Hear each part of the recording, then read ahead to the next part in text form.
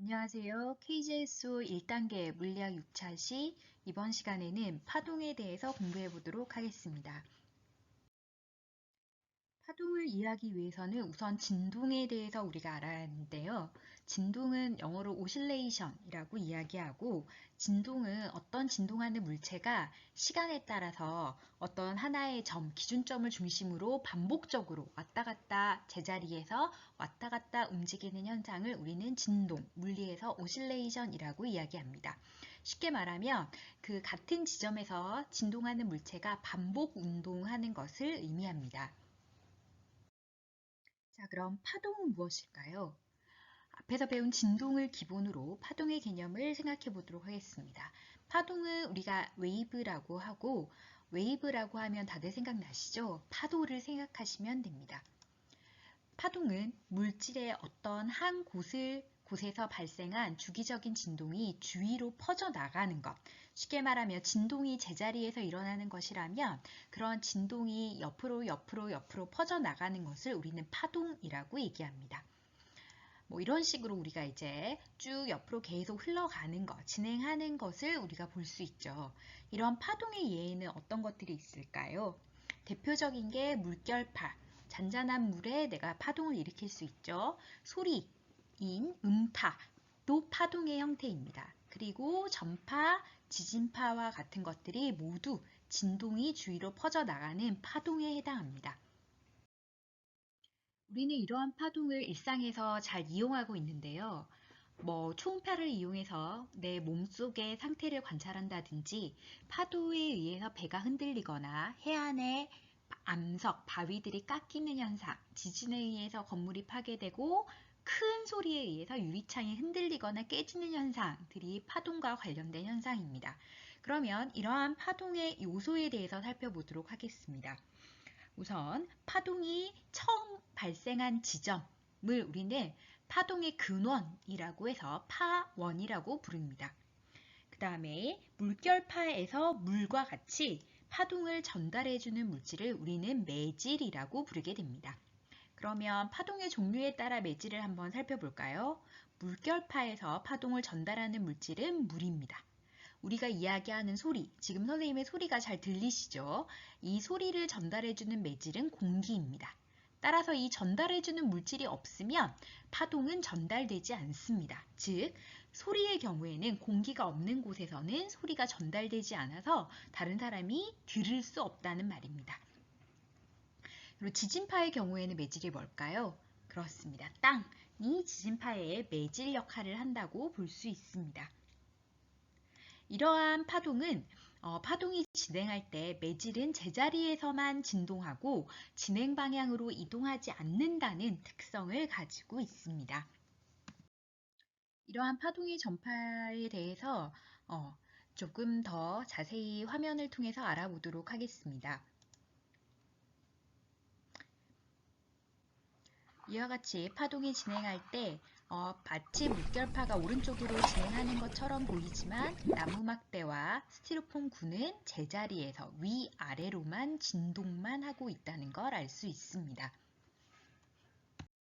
그럼 파동의 표시에 대해서 알아보도록 하겠습니다. 파동의 각 부분의 명칭과 같은 건데요. 어떠한 파동이 있을 때 그 파동의 중심, 진동하는, 위아래로 진동하는 진동의 중심선, 쉽게 말하면 기준선이 있게 됩니다.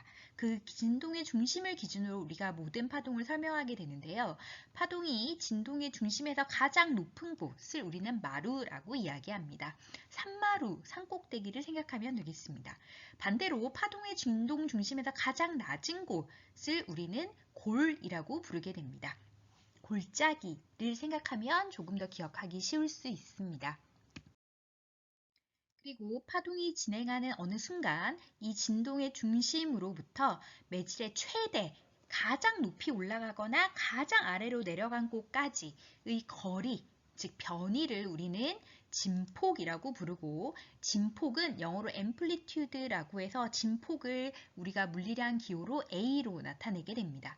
그리고 진폭은 쉽게 말하면 이동거리와 같은 차원을 나타내기 때문에 단위는 SI 기본 단위로 우리는 미터를 사용합니다. 진폭이 몇 미터인 이렇게 표현하게 되는 것이죠. 그리고 어떤 마루가 존재할 때 마루에서 바로 그 다음 마루, 그 다음에 또는 골이 있을 때 바로 그 다음 골, 골과 골 사이, 마루와 바로 그 다음 마루 사이의 거리, 이 가로 거리를 우리는 파장이라고 부릅니다. 파장이라고 부르고 우리가 물리량 기호로는 람다를 사용하게 됩니다.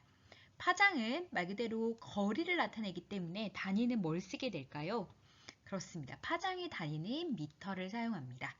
파장은 우리가 사실 여러 곳에서 많이 표현하게 되는 물리량인데요. 마루와 마루, 골과 골 사이의 거리라고도 할 수 있지만 이 마루, 항상 꼭대기, 이런 상태인 점을 우리는 위상이라고 얘기합니다.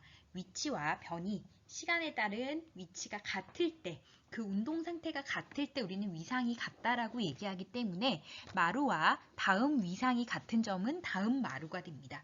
그리고 골과 다음 위상이 같은 점은 골이 됩니다. 똑같은 모양의 운동을 하는 점을 위상이라고 생각하면 되겠습니다. 그래서 위상이 같은 인접한 두 지점 사이의 거리도 파장을 설명하는 의미가 됩니다. 그리고 매질의 어떤 한 점이 한 번 진동하는 데 걸리는 시간을 우리는 주기라고 하고 시간을 의미하기 때문에 주기는 타임의 앞에 자를 따서 라지 t로 주기를 나타냅니다. 그러면 주기의 단위는 뭐가 될까요? 그렇습니다. SI 기본 단위로 주기는 초 단위를 가지게 됩니다. 그러면 이 P점이 한 번 진동하는 데 걸리는 시간을 그래프로 나타내면 한 번 진동하는 데 걸리는 시간이기 때문에 이때는 앞에서 그렸던 그래프와는 다르게 가로축이 이때는 시간이어야 됩니다. 그래서 시간에 따라서 이 P점이 어떻게 진동하는지를 살펴볼 수 있어야 됩니다. 이 그래프에서 보면 이 P점은 그 0초일 때 0.01초가 되면 위로 즉 플러스의 방향으로 이동했다가 다시 아래로 내려옴을 알 수 있게 됩니다. 그쵸? 그렇게 이동했을 때 이때 마루에서 마루, 골에서 골까지 걸리는 시간, 한 번 진동하는 데 걸리는 시간이 주기의 개념입니다. 이것과 아주 유사하지만 다른 개념으로 매질의 각 점이 1초 동안 시간을 기준으로 1초를 기준으로 진동하는 횟수 몇 번이나 진동하느냐를 나타내는 물리량을 우리는 진동수라고 부릅니다.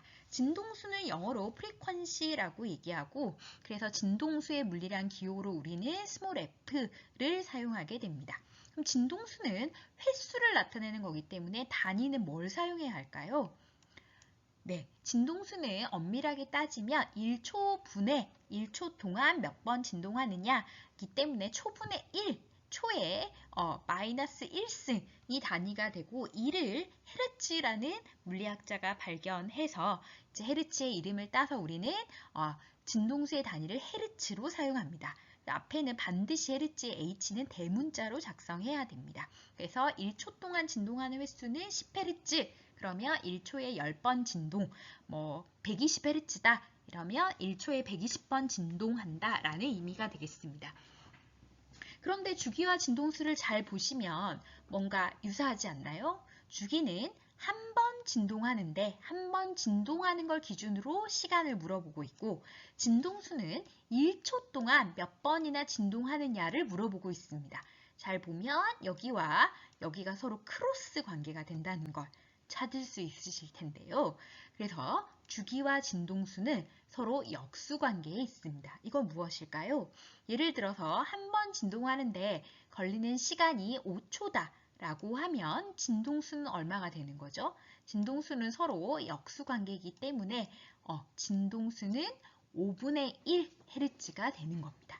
예를 들어서 1초 동안 진동하는 횟수가 20이다 라고 하면 주기는 얼마가 될까요?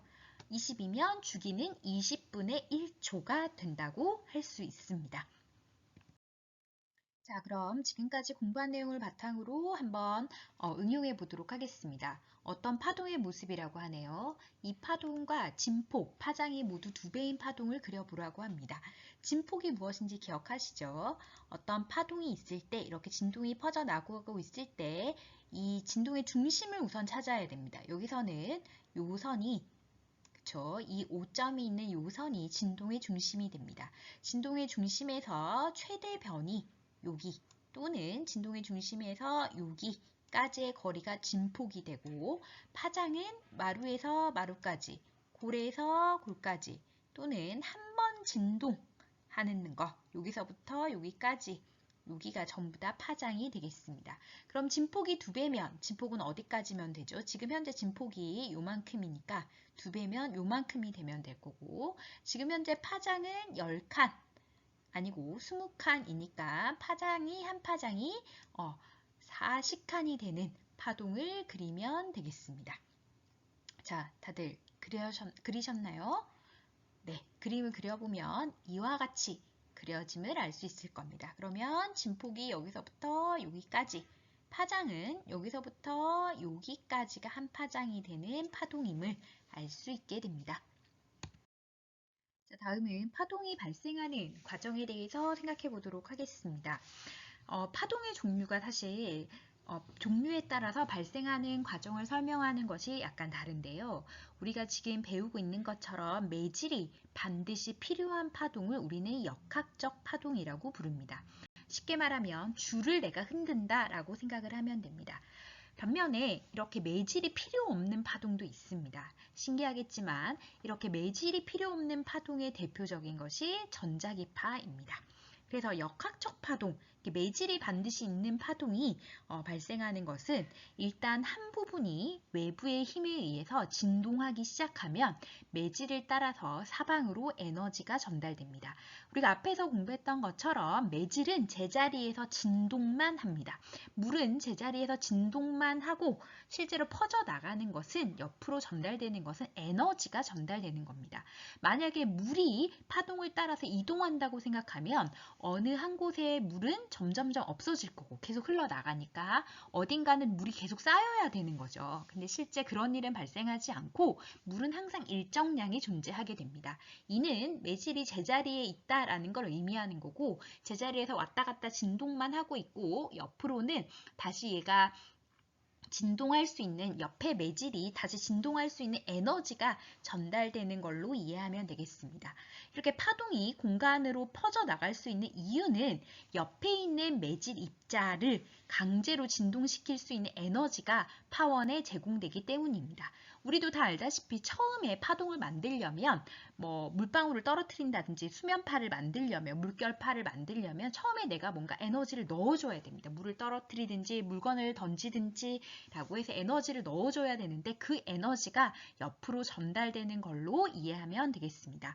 이때 매질 입자들 사이에 서로 연결시켜주는 힘이 있습니다. 입자와 입자들, 분자들 사이에는 작용하는 힘이 있기 때문에 진동이 옆으로 퍼져나가서 파동이 저 멀리까지 퍼져나갈 수 있게 됩니다.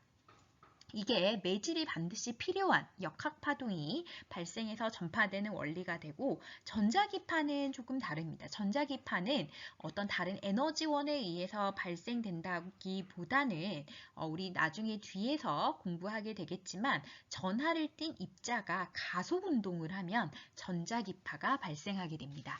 이것은 나중에 전자기파 관련해서 우리가 더 자세히 공부하게 되겠습니다.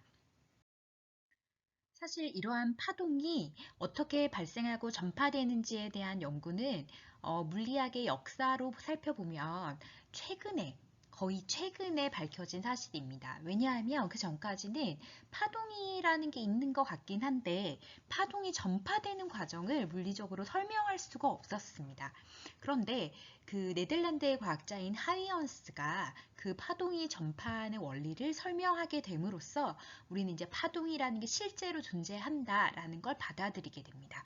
그 네덜란드의 과학자 하이언스가 설명한 과정을 살펴보면 여기 전파원이 있습니다. 처음에 어떤 파원의 에너지가 주어지면 진동이 옆으로 퍼져나가게 됩니다.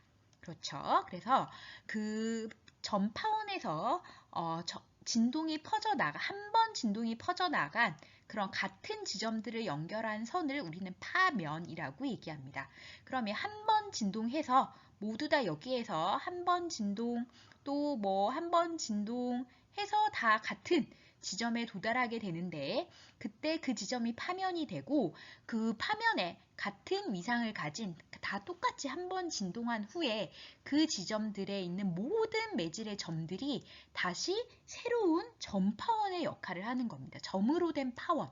이 각각이 또 새로운 점파원이 돼서 여왕벌이 다시 여왕벌을 낳는 것처럼 또 전파원이 돼서 여기에서 또 파동들이 사방팔방으로 전파가 된다는 게 하이언스의 원리입니다. 그럼 이 전파원에서 또 새로운 파동들이 만들어져서 원래 처음에 파원에서 발생한 파동의 진동수와 파동의 속력을 똑같은 속력을 가지고 똑같은 진동수와 똑같은 속력을 가지고 모든 방향으로 파동이 전파하게 됩니다. 그러면 이렇게 모든 방향으로 또 여기 이 지점을 기준으로 또 모든 방향으로 파동이 사방팔방으로 전파했을 때 이때 다음 순간에 이 전파원들이 만들어낸 파동의 공통 접선 그 공통 접선이 다음 파면에 또 그 다음 파면의 위치가 되는 겁니다. 이런 식으로 처음 파면, 두 번째 파면, 또 여기에서 또 한 번 진동한 또 다음 파면 이렇게 해서 계속 같은 위상을 가지는 점들이 만들어지는 파동이 진행하는 과정을 하이언스의 원리라고 이야기합니다.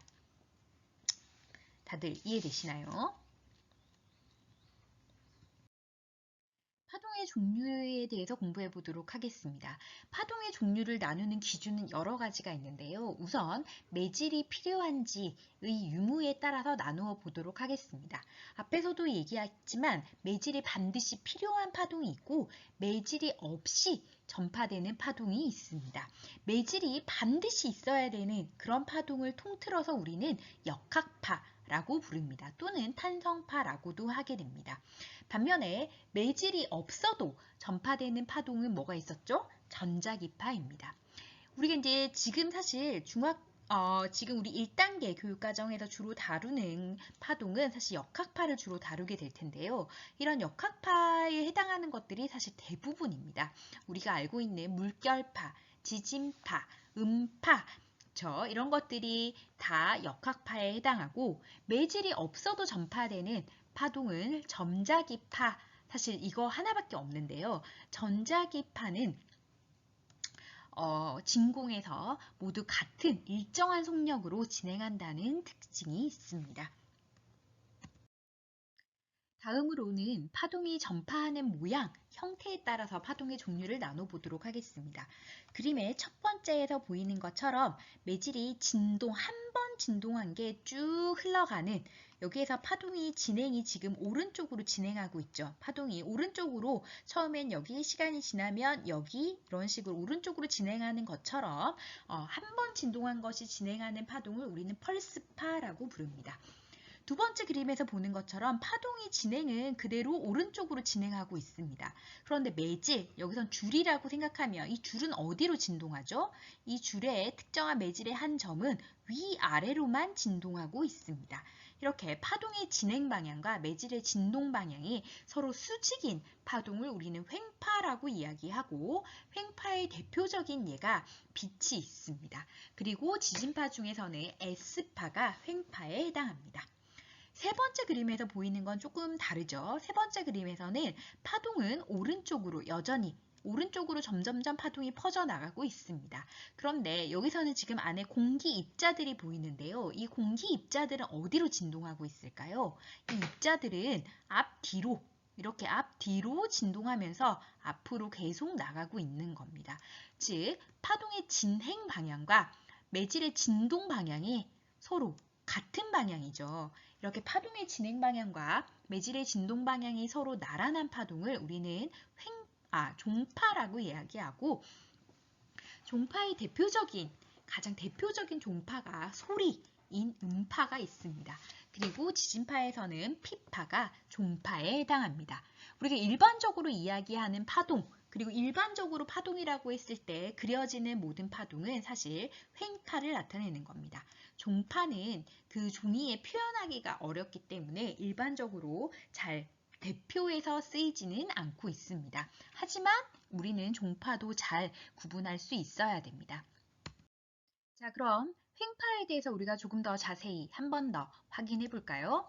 자, 횡파입니다. 즉, 파동의 진행 방향은 오른쪽으로 파동이 쭉 진행하는데 용수철, 이 매질은 어디로 진동하는 거죠? 용수철을 진행 방향과 수직인 위아래로 내가 흔들고 있습니다. 즉, 이 용수철의 진동 방향은 위아래가 되고 이 용수철 파동의 진행 방향은 오른쪽입니다. 그래서 이 파동은 횡파라고 할 수 있습니다. 횡파에서 매질의 진동 방향은 어떻게 알 수 있죠? 이 용수철에 묶인 리본의 진동 방향을 통해서도 알 수 있습니다. 리본의 진동 방향은 어디가 될까요? 그렇습니다. 위아래로 진동하는 매질이 진동하고 파동의 진행 방향과 수직인 횡파임을 다시 한번 확인할 수 있습니다. 자, 그러면 하나 더 살펴보도록 하겠습니다. 화살표 방향으로 횡파가 진행한다고 합니다. 화살표가 어딨죠? 파동이 오른쪽으로 진행하고 있다고 하네요. 이때 P점, P 위치에 있는 매질은 어느 방향으로 움직이게 될까요? 를 물었습니다. 자, 여기서 A, B, C, D 중에서 고르는데요. 매질은 어느 방향으로 이동하는가? 여기서는 문제가 횡파라고 있기 때문에 파동의 진행 방향에 대해서 매질의 진동 방향은 항상 어때야 되죠? 그렇습니다. 항상 수직이어야 됩니다. 그래서 여기서는 A 아니면 C, 즉 위 아니면 아래로 움직이게 될 겁니다. 근데 얘가 다음에 바로 다음 0.00001초 다음에 얘가 어느 방향으로 진동할지를 우리는 어떻게 알 수 있을까요? 다음 그림을 그려보면 됩니다. 얘가 지금 현재 파동의 모양이 이렇게 되어 있는데 시간이 지나면 이 파동이 오른쪽으로 점점 이동하게 될 겁니다. 그래서 시간이 지나면 이와 같은 모양의 파동을 가지게 되는 파동의 모양을 띠게 되는데요.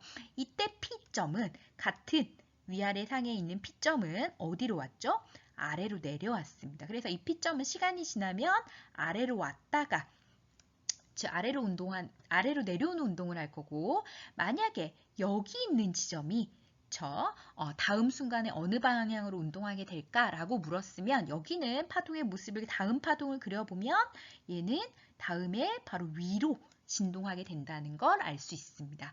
그래서 우리가 P점을 시간에 따라서 진동 방향을 그려보면 P점은 처음 현재 위치를 진동의 중심이라고 한다면 얘는 시간이 지나면 아래로 먼저 내려왔다가 올라가는 운동을 하게 될 거고 여기 요 지점에 시간에 따른 진동을 살펴보면 가로축이 똑같이 시간이라고 한다면 얘는 시간에 따라서 제일 처음에 위로 올라가는 운동을 하는 올라갔다 내려왔다 올라갔다 내려왔다 이런 반복 운동을 하는 거라는 걸 알 수 있게 됩니다.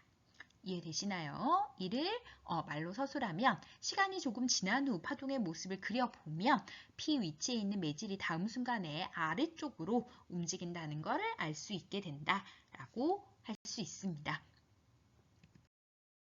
자, 그럼 이번에는 종파도 알아보도록 하겠습니다. 자, 종파입니다. 종파가 뭐였죠? 파동의 진행 방향과 파동인 진행은 오른쪽으로 하고 있습니다. 파동이 점점점 시간이 0초일 때 이런 모양의 파동이었던 게 시간이 지나면 점점점 파동이 오른쪽으로 진행해서 요런 모양을 가지고 있네요. 리본의 진동 방향을 나타내라.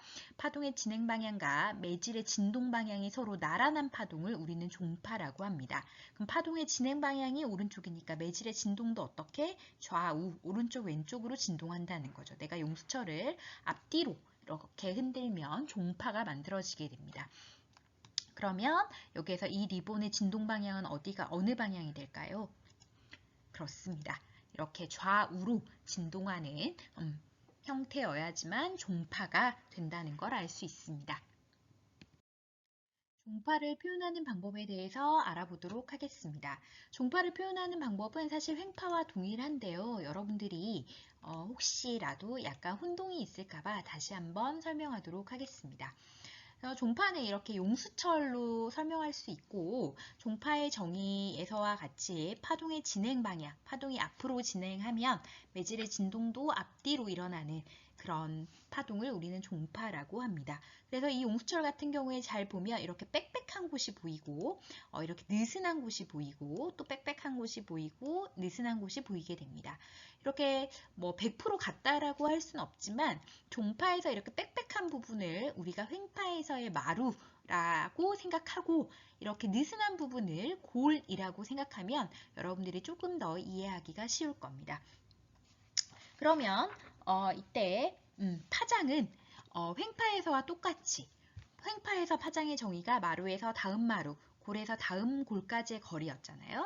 그럼 여기 종파에서도 파장은 빽빽한 곳의 정중앙에서 다음 빽빽한 곳의 정중앙까지의 거리 또는 느슨한 곳의 정중앙에서 다음 느슨한 곳의 정중앙까지의 거리를 우리가 파장이라고 합니다. 그래서 파장의 물리량 기호는 똑같이 람다 를 사용하고 파장의 단위는 거리니까 SI 기본 단위로 미터를 사용하게 됩니다.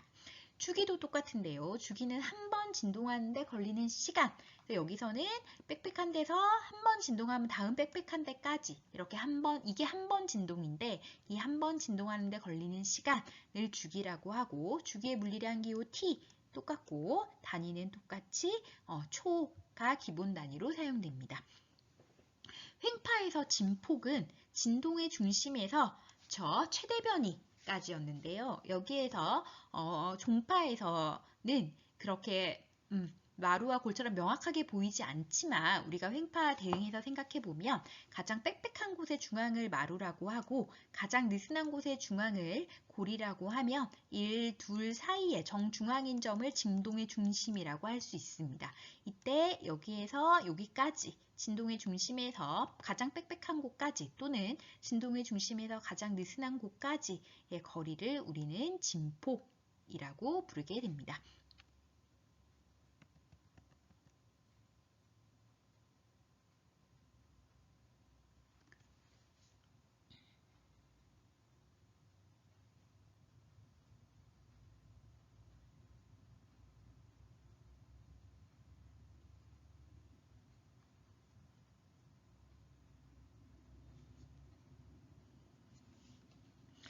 약간 이상한데?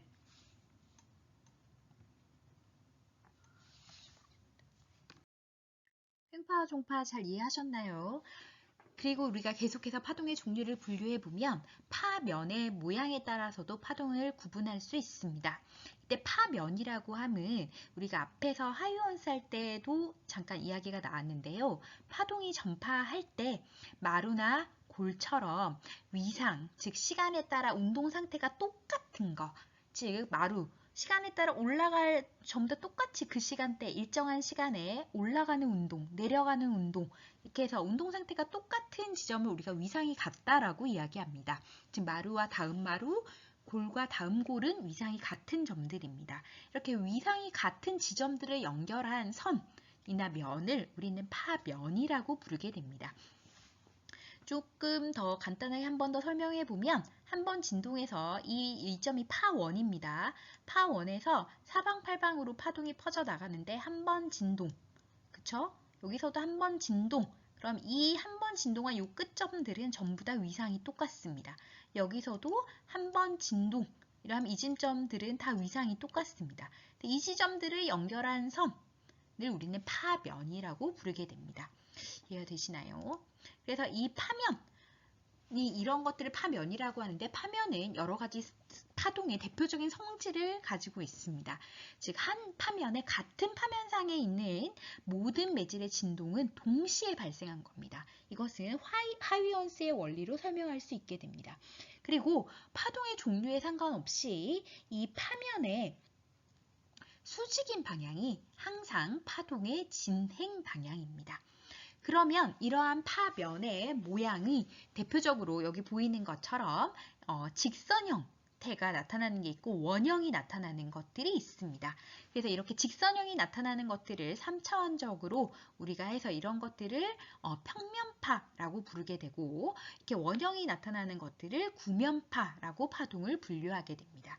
그럼 앞에서 이야기한 것들을 한 번 더 적용해 보면 이게 여기서 보이는 이 하얀 선들이 여기에서 이 하얀 거품들이 다 같은 파면을 나타내기 때문에 이때 이 파동의 진행 방향은 파면의 수직인 저 위인지 아래인지는 알 수 없지만 이렇게 해서 수직인 방향으로 파동이 진행한다고 알 수 있습니다. 마찬가지 구면파에서는 이 하얀색으로 보이는 원형 테두리가 파면이 되고 파동의 진행 방향은 여기가 파원이라고 한다면 파원에서 수직인 방향으로 이제 사방팔방으로 파가 퍼져나가고 있구나라는 걸 알 수 있게 됩니다. 다들 파동의 종류 잘 이해하셨나요? 자, 이번에는 파동의 속력에 대해서 알아보도록 하겠습니다. 그림은 파동의 진행 모습을 시간에 따라 나타낸 것이라고 하네요. 0초일 때 여기에 있던 파동이 1초가 지나니까 이렇게 진행했습니다. 그러면 4초일 때 빈칸이네요. 4초일 때 모습은 어떻게 될지 한번 생각해 볼까요? 그래서 활동지에 직접 그려보도록 합시다. 자, 4초일 때 파동의 모습을 나타내어 볼까요? 어떻게 되었나요? 그렇습니다. 파동은 오른쪽으로 1초 동안 한 파장만큼 이동했습니다. 그리고 이것은 첫 번째 그림을 보면 0초일 때 그림을 보면 한 파장이 2m라는 걸 알 수가 있죠. 그래서 4초 동안에는 1초에 한 파장 2m니까 4초 동안에는 8m만큼 이동했을 걸 예상할 수 있습니다. 그래서 이와 같이 그리면 올바르게 그려진 겁니다. 그러면 이때 파동이 한 파장, 즉 2m 진행하는 데 걸리는 시간은 몇 초인가요? 그렇죠. 걸리는 시간을 물어보면 파동이 한 파장 하는데 걸리는 시간, 한 파장이 결국 한 번 진동하는 거니까 그 한 파장 진행하는 데 걸리는 시간이 결국은 주기의 개념입니다. 그래서 이 파동의 주기, 한 번 진동하는 데 걸리는 시간이 1초임을 알 수 있습니다. 자, 그러면 물체의 속력 구하는 식을 이용해서 이 파동이 진행하는 속력을 한번 구해보도록 하겠습니다. 물체의 속력은 어떻게 구하죠? 속력은 시간분의 거리로 구하게 됩니다. 일정한 시간 동안 움직인 거리. 그럼 이 파동은 어떻죠? 일정한 시간, 즉 한 번 진동하는 데 걸리는 시간 1초 동안 한 번 진동하면서 얼마? 한 파장만큼 이동합니다. 그래서 1초 동안 2m씩 이동한다는 걸 알 수 있습니다. 그래서 이 파동의 속력은 주기분의 파장이 됨을 알 수 있습니다. 그래서 이 파동의 진행 속력은 2m/s가 된다라고 이야기할 수 있게 됩니다. 이를 통해서 우리가 파동의 속력을 명확히 정의할 수 있게 되는데요. 파동이 어떤 단위 시간 동안 이동한 거리를 의미하는 것이 파동의 속력이 되겠습니다. 이 파동의 속력은 그럼 어떻게 구할 수 있나요? 앞에서 구했던 것처럼 일정한 시간 동안 움직인 거리, 그 일정한 시간이라는 게 파동은 주기적으로 계속 일정한 한 번 진동이라는 걸 계속 반복적으로 일어나기 때문에 한 번 진동하는 데 걸리는 시간, 즉 주기, 한 번 진동을 기준으로 삼으면 파동의 속력은 주기분의 파장, 한 파장 움직이는 거리로 이야기할 수 있게 됩니다. 이때 우리가 앞에서 공부한 것처럼 주기분의 1과 똑같은 의미를 가지는 물리량이 뭐가 있었죠? 그렇습니다. 주기분의 주기와 진동수는 서로 역수관계였기 때문에 주기분의 1을 진동수로 바꿀 수 있습니다. 그래서 파동의 속력은 진동수 곱하기 파장으로도 이야기할 수 있게 됩니다. 이를 물리량 기호로 나타내면 파동의 속력 V는 주기 T, 파장 람다, 진동수 F를 활용해서 우리가 쓸 수 있게 되죠. 그래서 파동의 속력은 T분의 람다 또는 F 람다라고 이야기할 수 있게 되고 이때 파동의 단위는 당연히 SI 기본 단위인 m/s가 되겠습니다. 자, 이때 파동의 속력은 몇 가지 아주 특이한 성질을 가지고 있습니다. 파동의 속력에서 아까 혹시 기억하시나요? 하이원스의 원리에 의해서 새로 만들어진 파동이 한번 진동해서 그 다음 지점에서 또 새로운 전파원이 되고 거기서 또 파가 퍼져 나갈 때 파동의 속력과 파동의 진동수는 변하지 않는다라고 했습니다. 그거 혹시 기억하시나요? 사실 그 부분이 대단히 중요한 부분인데 그러면 파동의 속력은 언제 변하나요? 어떻게 변하는 거죠? 네, 파동의 속력은 특이하게도 파동이 진행하는 속력은 매질의 성질에 따라서 바뀌게 됩니다. 처음에 넣어준 그 파동에 넣어준 에너지가 아니라 매질의 성질이 달라지면 파동이 진행하는 속력이 달라지게 됩니다. 그래서 대표적인 몇 가지 매질의 특성에 대해서만 보도록 하겠습니다. 우선 가장 대표적인 줄, 우리가 횡파할 때 주로 이제 줄을 흔들게 되죠. 근데 줄에서는 처음에 내가 어떤 일정한 진동수와 내가 얼마의 진동수와 얼마의 속도로 맞춰서 파동을 만든다 하더라도 줄의 굵기가 달라지면 파동의 속력이 달라집니다. 그래서 굵은 줄에서 가는 줄로 이동하게 되면 파동의 진동수는 변하지 않고 진동수는 항상 불변입니다. 어디로 가더라도 새로운 전파원에 가더라도 변하지 않지만 속력과 파장은 빨라집니다. 즉 속력이 더 빨라집니다. 즉 질량, 줄의 그 질량이 작으면 작을수록 속력이 커지고 줄이 무거우면 무거울수록 속력이 작아집니다.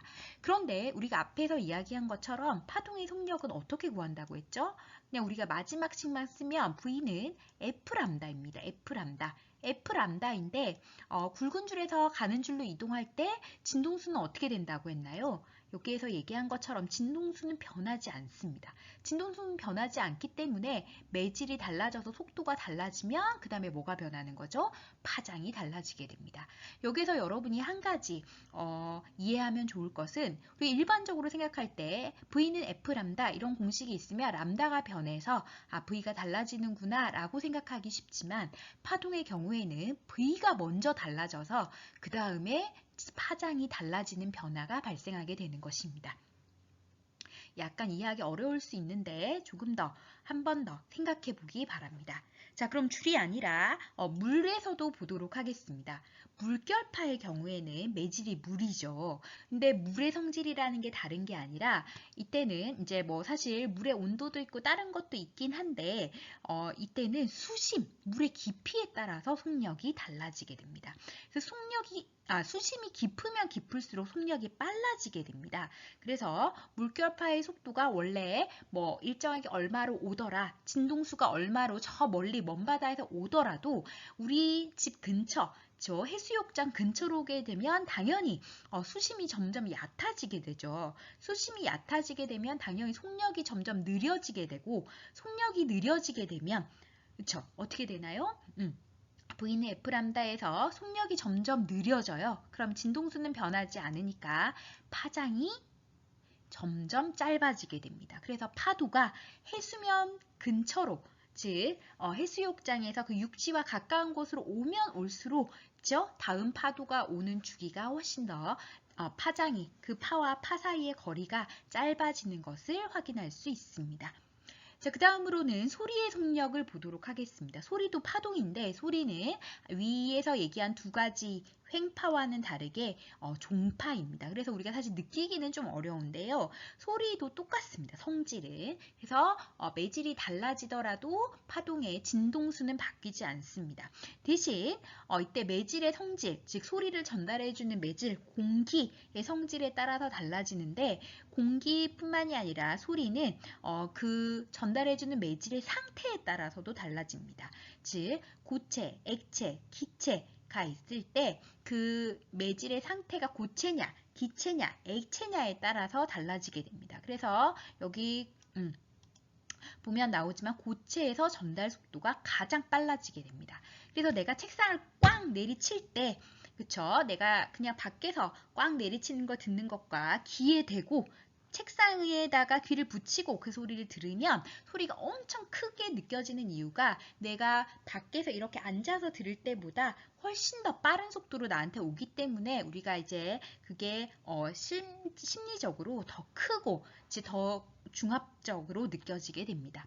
또 소리의 속력은 온도에 아주 민감하게 반응합니다. 그래서 온도가 높으면 높을수록 저 소리의 전달 속도는 훨씬 더 빨라집니다. 같은 매질의 공기라고 하더라도. 자, 그럼 파동의 속력 여러분들이 잘 이해하셨으리라 믿고 다음으로 넘어가도록 하겠습니다. 자, 그러면 종파의 가장 대표적인 예인 음파에 대해서 알아보도록 하겠습니다. 이런 음파가 발생하고 우리가 소리를 듣는 과정에 대해서 알아볼 텐데요. 우선 음파를 정의해 보면 음파는 공기와 같은 매질 속을 진행하는 종파라고 이야기할 수 있습니다. 그런데 어떻게 소리가 생성되는지 알아보기 위해서 여기 왼쪽 그림에 있는 것처럼 단일 음색을 낼 때 우리가 과학실에서 흔히 사용하는 소리급새를 가지고 생각해 보도록 하겠습니다. 소리급새는 여기 그림에 보는 것처럼 두 개의 금속 가지로 이루어져 있고 망치 등으로 치면 소리급새가 진동하게 됩니다. 그러면 진동 가지의 진동 이 금속 주변에 있는 공기들을 같이 진동시킵니다. 얘가 이렇게 진동할 때 주변에 있는 진동들을 같이 진동시키게 되고 그러면 여기 그림에서 보이는 것처럼 진동자가 오른쪽으로 이 가지가 오른쪽으로 치우칠 때 그 운동 방향의 앞쪽에 있는 공기 분자는 아무것도 움직이지 않을 때일 때보다 강제적으로 서로 가까워져서 이렇게 밀한 아주 빽빽한 상태가 형성이 되게 됩니다. 이렇게 높은 분자들의 밀도와 공기 압력을 가지는 영역을 우리가 압축 영역이라고 부르게 됩니다. 이러한 압축 상태는 연못 속의 물결처럼 소리급새로부터 멀리 퍼져나가게 됩니다. 반대로 진동자가 왼쪽으로 이렇게 치우치게 될 때는 여기 그림에서 이 아래에 있는 그림에서 보이는 것처럼 진동자의 오른쪽에 있는 분자들이 서로 강제적으로 멀어지게 됩니다. 멀어지게 돼서 이렇게 서로 멀어져서 그 공기 압력과 밀도가 아무런 진동이 없을 때보다 아주 낮아지게 되고 이러한 낮은 밀도의 영역, 우리가 앞에서 늘 성글다라고 얘기했던 부분을 희박 부분이라고 이야기하게 됩니다. 그럼 그림에서 여기 그림에서 보면 이 희막 부분, 즉 저밀도 영역에 있는 분자들은 왼쪽으로 이동하게 되고 따라서 희박부 자체는 이전에 생성된 압축부를 따라서 점점점 오른쪽으로 이동하게 됩니다. 이렇게 소리급새가 계속 진동하면 연속적으로 압축부와 희박부, 앞에서 얘기했던 빽빽한 부분과 성금 부분이 계속 반복적으로 나타나면서 퍼져나가게 됩니다. 그 결과 공기 그래프는 여기 A에 보이는 이 그래프와 같이 이렇게 압축부, 희박부가 반복적으로 나타나게 되는데요. 음파를 나타내는데 이렇게 사인 형태의 그래프를 이용해서 마치 횡파처럼 우리가 표현하기 쉽게 나타내어서 이용할 수 있습니다. 그러면 여기 빽빽한 부분이 우리가 앞에서 얘기했던 것처럼 횡파의 마루, 죄송합니다. 그리고 이렇게 성금 부분이 횡파에서의 골로 이야기해서 우리가 비교해서 이야기할 수 있게 됩니다. 이렇게 공기를 통해서 이와 같이 진동하면서 퍼져나가게 되면 이러한 진동이 우리 몸에서 이러한 진동을 감지하는 기관인 귀로 들어오게 되고 이 귀에 있는 특히 고막을 때려서 우리 몸에 아주 얇은 막이 진동하게 되면 우리 뇌에서 그 소리를 인식하게 되는 것입니다. 자, 그럼 소리의 크기는 어떻게 결정되는 것일까요? 결론부터 이야기하면 소리의 크기는 파동의 진폭에 의해서 결정이 됩니다. 즉, 소리가 클수록 진폭이 큽니다. 다르게 이야기하면 진폭이 클수록 큰 소리가 나고 진폭이 작을수록 작은 소리가 납니다. 예를 들어서 이런 두 파동이 있습니다. 두 개를 보니 파장은 똑같습니다. 칸이 두 칸, 네 칸씩 파장은 똑같은데 진폭이 왼쪽 거는 한 칸이고 오른쪽 건 진폭이 두 칸입니다. 그러면 이 두 파동을 비교해 보면 어느 쪽이 더 큰 소리를 내는 파동일까요? 이게 음파라고 했을 때. 그렇습니다. 오른쪽이 진폭이 더 크기 때문에 큰 소리가 나는 거고 왼쪽은 똑같은 의미겠지만 작은 소리가 나는 파동임을 알 수 있습니다. 모든 물체의 진동이 커질수록 그 물체 주변에 있는 공기 입자도 같이 진동하게 되기 때문에 주변에 있는 공기 입자의 진동도 커지고 그래서 결과적으로 소리의 진폭이 커져서 큰 소리가 나게 됩니다. 그래서 소리급새를 약하게 때리고 물에 집어넣으면 물 분자들이 조금 튀는 걸 알 수 있습니다. 반면에 소리급새를 세게 쳐서 세게 친 후에 물속에 집어넣으면 그 주변의 물방울들이 더 많이 진동하는 것을 우리가 관찰할 수 있게 됩니다. 소리의 크기가 진폭에 의해서 결정된다면 크기 말고 높낮이, 음의 높이, 소리의 높낮이는 어떻게 해서 결정되는 걸까요? 소리의 높낮이는 진동수에 의해서 결정이 됩니다. 즉, 높은 소리일수록 진동수가 크고 낮은 소리일수록 진동수가 작습니다. 진동수 기억하시죠? 1초 동안 진동하는 횟수. 그래서 여기 아래에 있는 두 파동을 봤을 때 왼쪽과 오른쪽 둘 다 파장의 길이는 똑같습니다. 비교하실 수 있으신가요? 파장은 똑같은데 진동수가 어디가 더 큰가요? 같은 시간 동안 더 많이 진동하는 게 누구죠? 그렇습니다. 오른쪽이죠. 그래서 오른쪽이 더 큰 높은 소리가 되고 왼쪽은 낮은 소리가 됩니다. 자, 이때 소리의 세기는 어떨까요? 왼쪽과 오른쪽 모두 진폭이 동일하죠. 두 칸으로 동일하기 때문에 왼쪽과 오른쪽은 소리의 세기는 다르지 않습니다. 즉, 세기는 동일하지만 음의 높이가 오른쪽은 더 높고 같은 세기로 왼쪽은 같은 세기로 더 낮은 음이 나온다는 것을 알 수 있게 됩니다. 그래서 소프라노가 내는 소리가 베이스가 내는 소리보다 고음인 이유는 소프라노가 내는 소리의 진동수가 더 크기 때문입니다. 이런 파동의 특성을 이용해서 우리가 다양한 악기들의 소리를 알 수 있는데요. 트럼본 같은 경우는 관악기입니다. 이런 트럼본뿐만이 아니라 대부분의 관악기는 관의 길이를 변화시켜서 소리의 높낮이를 조절해서 다양한 음역대의 소리를 내게 됩니다. 반면에 실로폰과 같은 타악기들은 조금 다른데요. 타악기는 막대의 길이가 다릅니다. 그래서 막대의 길이를 다르게 해서 마찬가지 진동수를 조절해서 여러 가지 높이의 소리를 내게 됩니다. 바이올린, 비올라, 첼로, 기타와 같은 현악기들은 그 줄의 굵기, 팽팽한 정도, 손가락으로 줄을 누르는 위치에 따라서 다양한 소리를 내게 되고 진동수, 또 진폭 등등을 조절해서 다양한 소리를 낼 수 있게 됩니다. 자, 이렇게 다양한 악기들이 있는데 다양한 방식으로 진동수와 진폭을 조절하여 소리를 내고 있는데요. 오케스트라와 같은 경우에 우리가 들어보면 그 각각의 악기들의 소리를 모두 구별하여 들을 수 있게 됩니다. 즉, 같은 높이의 음을 내더라도 악기마다 다른 소리가 다 발생하게 되는데 그 이유가 음색이 다르기 때문입니다. 악기마다 음색이 다른데 음색이 다른 이유는 악기마다 파형이 다르기 때문입니다. 파형이 다르다는 건 같은 도음을 내서 같은 진동수를 만들더라도 그 파의 모양이 조금씩 다르게 됩니다. 대표적으로 여기에 보이는 사진에서 살펴보면 같은 같은 레 음을 내더라도 진동수가 모두 똑같습니다. 똑같지만 그 파의 울퉁불퉁한 모양의 정도가 다 다르기 때문에 그 울퉁불퉁한 모양에 따라서 소리의 음색이 달라진다고 우리가 생각할 수 있습니다.